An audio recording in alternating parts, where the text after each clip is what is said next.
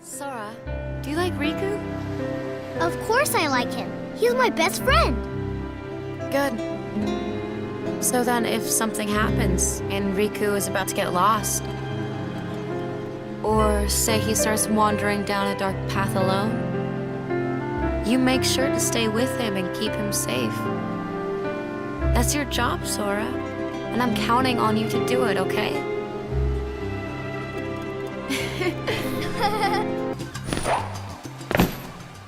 You wanted one, didn't you? A Palpu fruit? If two people share one, their destinies become intertwined. They'll remain a part of each other's lives, no matter what. Come on, I know you want to try it. What are you talking?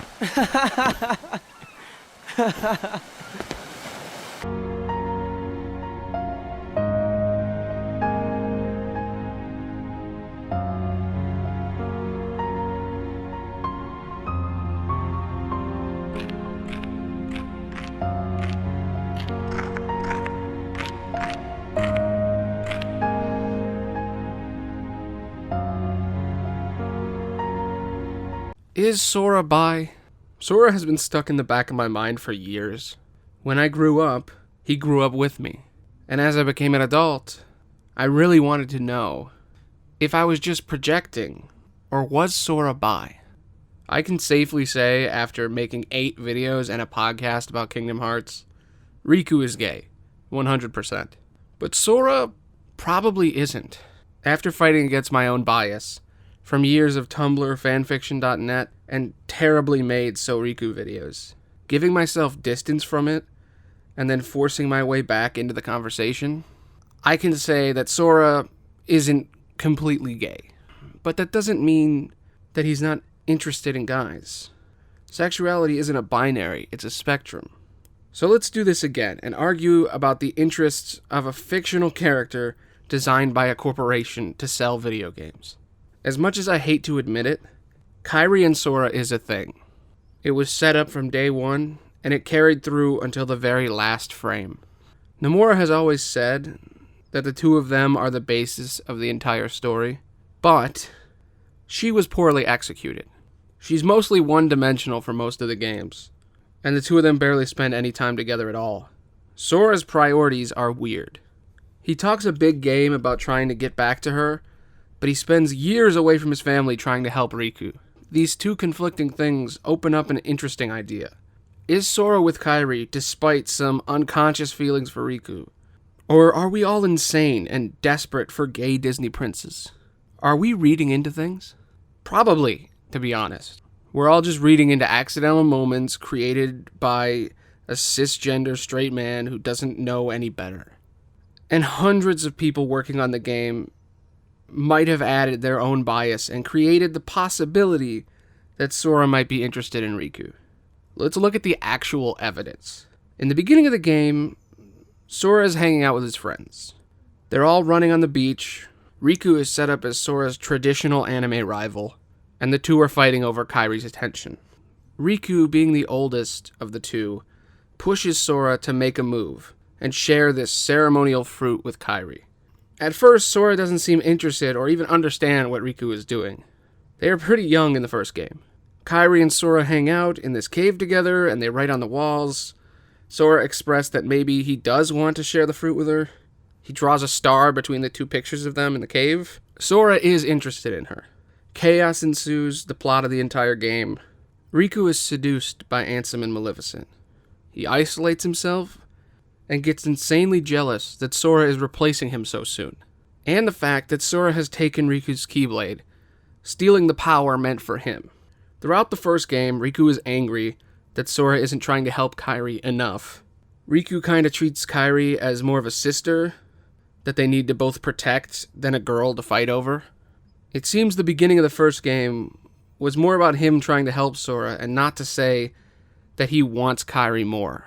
Sora saves Kairi and wakes her up. The two of them share a nice moment in Traverse Town. She gives him Oathkeeper, her good luck charm, that transforms into Sora's Keyblade. This charm is a symbol of their bond together, and she gives it to him so that he will be forced to see her again.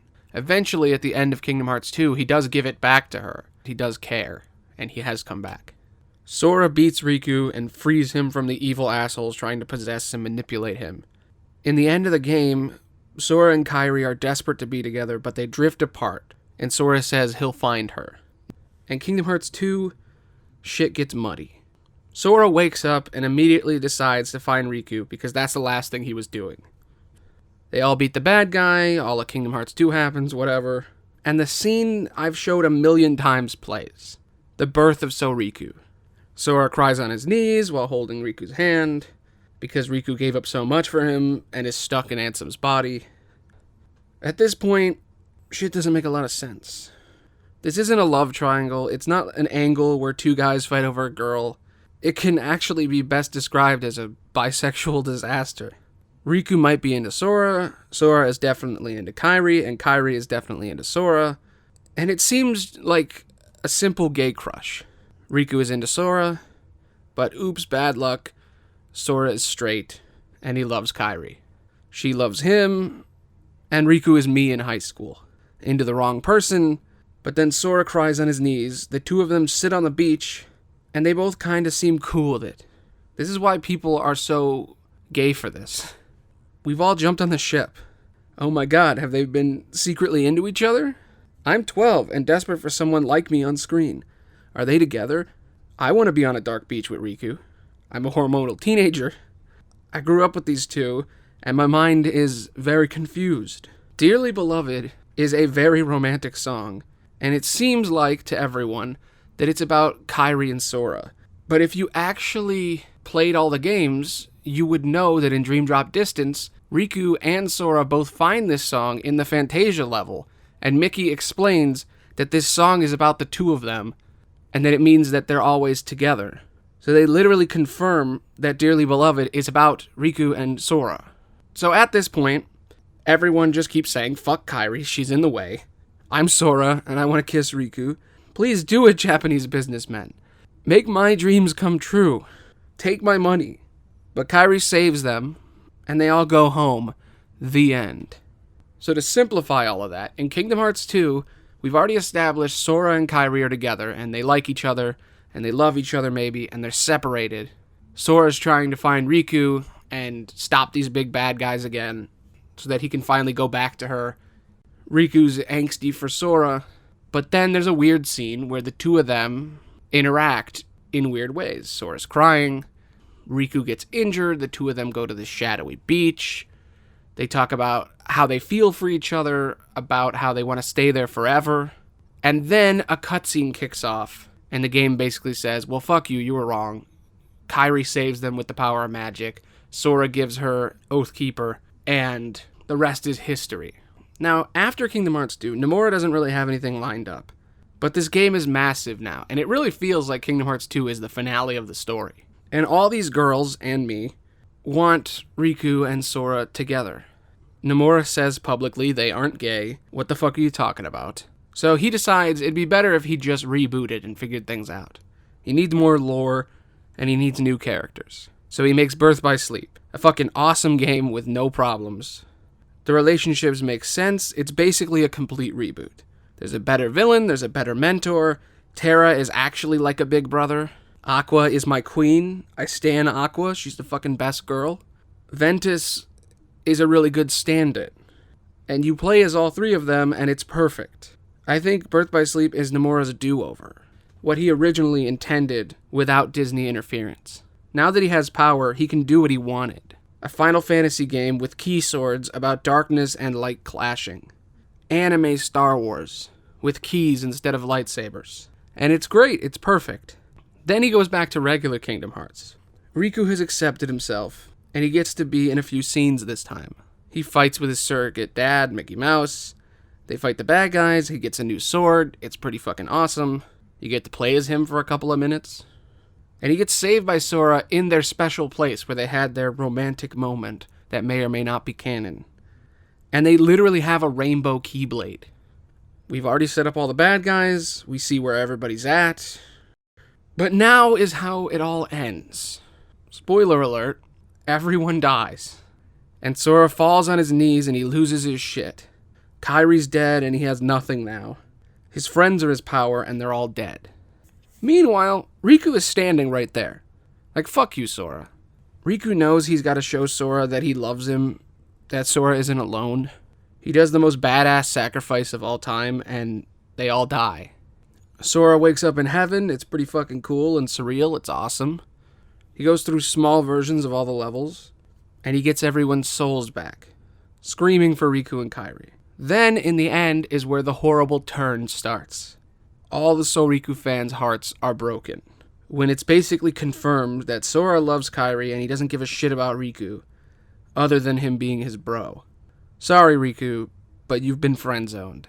Sora and Kairi fly through space, holding their hands together and laughing, and that's basically how Disney babies get made. Sora goes back before they all die, and he wins. They kill all the bad guys.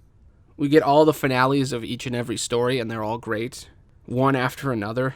And Nomura actually does it. He manages to take all of these random separated spin-offs and create a finale for each one. And then the end happens. In the end of the game, Sora makes his speech. Kairi's dead, and he says that I always thought we'd be together when this was all over, so I'm gonna save her. Mickey tells him that if he saves her, he'll die, and Riku's really gay for you, so you don't have to save her. Riku says to Mickey he made up his mind.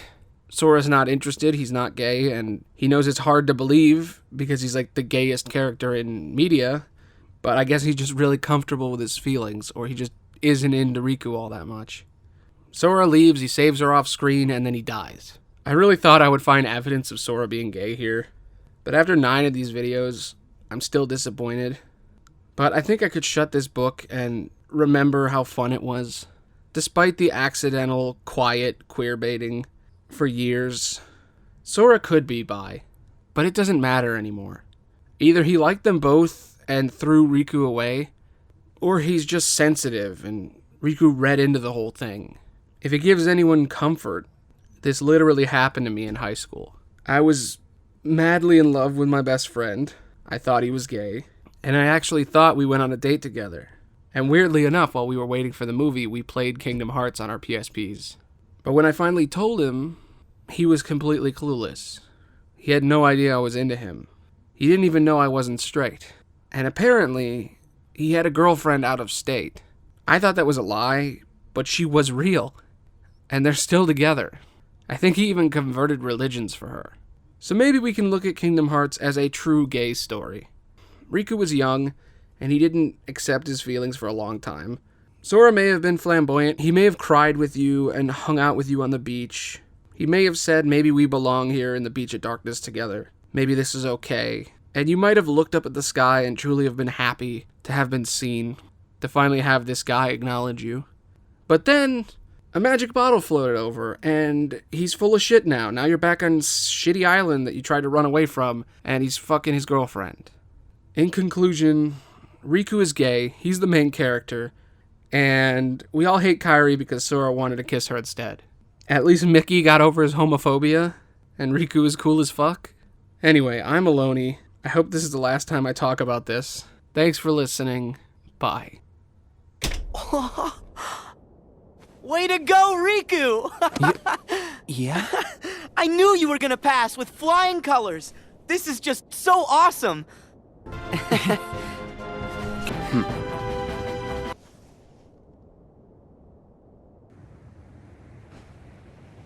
If the world is made of light and darkness,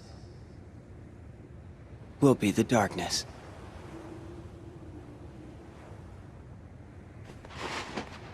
Yeah. The other side. The realm of light is safe now. Kairi, the king, and the others are there. That's what I mean. Hey, Sora. Could you help me? I want to get down to the water.